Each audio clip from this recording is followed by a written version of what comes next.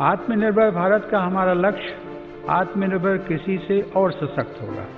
इसी सोच के साथ सरकार ने बीते 6 वर्षों में बीज से लेकर बाजार तक हर व्यवस्था में सकारात्मक परिवर्तन का प्रयास किया है, ताकि भारतीय कृषि आधुनिक भी बने और कृषि का विस्तार भी हो।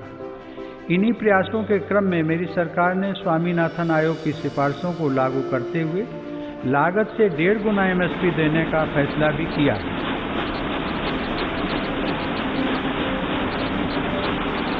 मेरी सरकार आज न सिर्फ MSP पर रिकॉर्ड मात्रा में खरीद कर रही है, बल्कि खरीद केंद्रों की संख्या को भी बढ़ा रही है।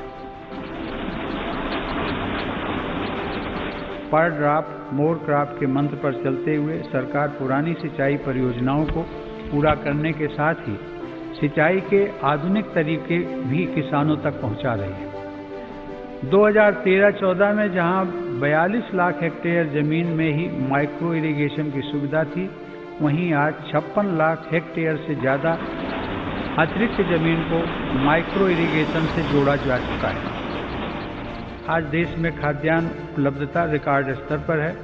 वर्ष 2008-9 में जहां देश में 234 मिलियन टन खाद्यान्न की पैदावार हुई थी, वहीं साल 2019-20 में देश की पैदावार बढ़कर 296 मिलियन टन तक पहुंच गई है।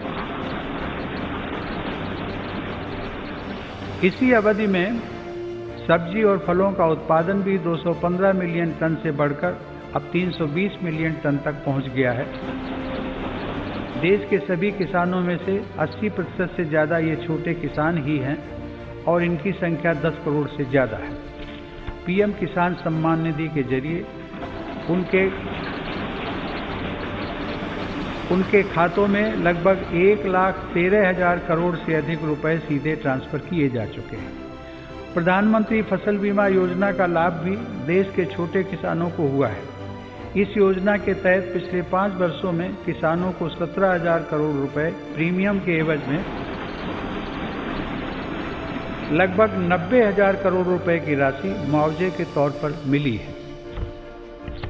10,000 किसान उत्पादक संगठनों यानी फार्मर प्रोड्यूसर ऑर्गेनाइजेशंस को स्थापित करने का अभियान एक ऐसा ही प्रभावशाली कदम है। इससे इन छोटे किसानों को समृद्ध किसानों की तरह बेहतर तकनीक, ज़्यादा ऋण, पोस्ट हार्वेस्टिंग प्रोसेसिंग एवं मार्केटिंग की सुविधाएं और प्राकृतिक आपदा के समय सुरक्षा मिलनी सुनिश्चित हुई है। संसद ने 7 महीने पूर्व 3 महत्वपूर्ण कृषि सुधार, कृषक उपज व्यापार और कृषक संवर्धन और सरलीकरण विधेयक, कृषि सशक्तिकरण और संरक्षण, कीमत आश्वासन और कृषि सेवा करार विधेयक और आवश्यक वस्तु संशोधन विधेयक पारित किए हैं।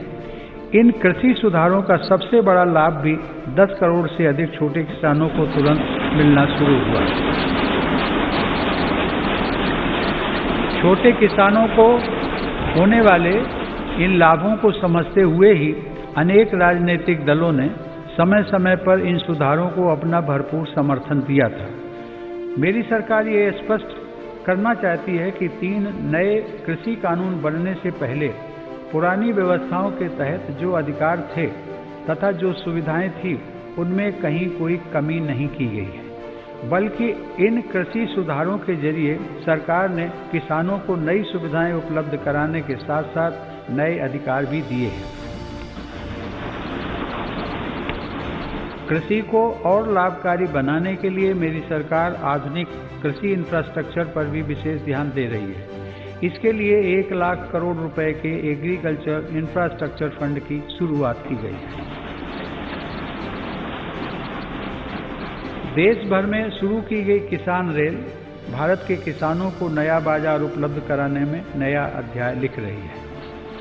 यह किसान रेल एक तरह से चलता फिरता कोल्ड स्टोरेज है। अब तक 100 से ज़्यादा किसान रेलें चलाई जा चुकी हैं, जिनके माध्यम से 38,000 टन से ज़्यादा अनाज और फल सब्जियां एक क्षेत्र से दूसरे क्षेत्र तक किसानों द्वारा भेजी गई हैं।